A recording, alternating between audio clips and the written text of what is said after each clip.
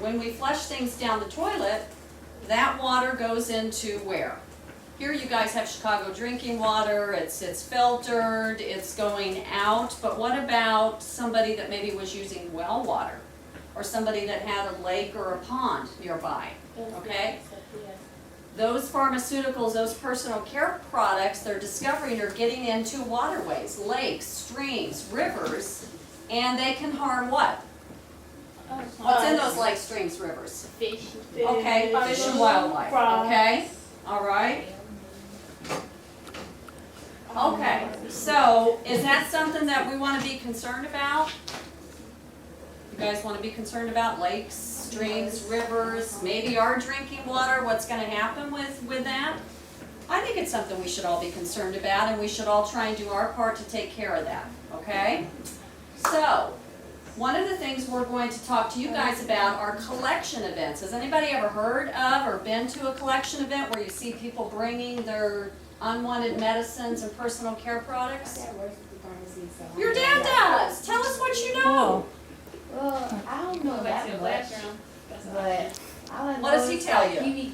they be really careful about how they put the medicine in. Okay. And they gotta, like, it's hard for them to work because they gotta make sure it was good or it was here, or make sure what kind of drug it is. Make Okay. sure if the person can take it and stuff. Okay.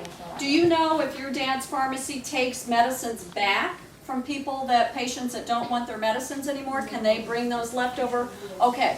But some pharmacies, that's one thing that some pharmacies are doing now. If you have leftover medicine, your parents, your family members, they're not going to take anymore and they want to get rid of it, a lot of pharmacies are starting to now take back those medicines, okay? Another thing that communities are starting to do is start collection events. And that can happen sometimes once a year, or it can happen on a regular basis, and that's where all the people in the community get together. There's usually volunteers. There's usually somebody from the police force that volunteers that's there working as well. There's usually pharmacists that help to sort out the different medicines that people bring in.